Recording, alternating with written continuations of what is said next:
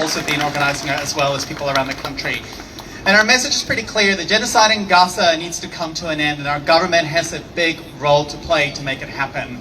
And when you invite us politicians to speak, the way I see it is our duty to not just take the voices from the ground into the halls of power, but to report back on what we've been doing week after week when Parliament is sitting. And so I know that we were here last week, Parliament hasn't sat throughout the week, but one of the key things that we've been fighting for over the past month has been to grant the humanitarian visas to enable safe passage for Palestinians to Aotearoa, and we've been putting those questions to the immigration minister.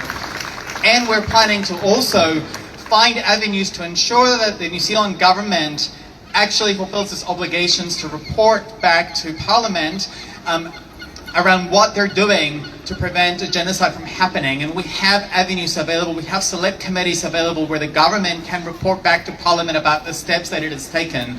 Because enough is enough from the empty platitudes and concerns of the Foreign Affairs Minister. We need action, not just words of soft condemnation.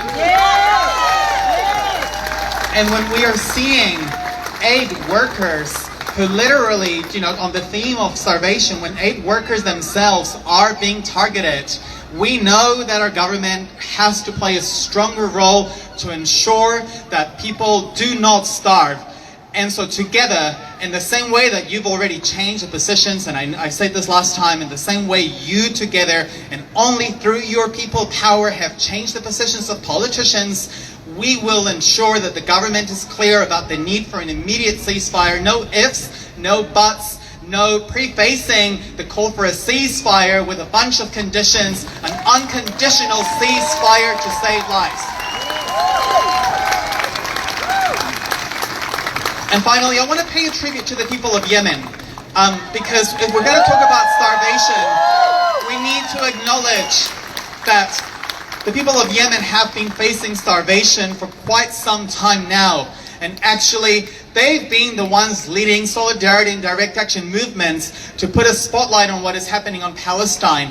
And the people of Yemen deserve justice too, and they've been showing that without heaps of resources, you can still take meaningful actions to support Palestinian people.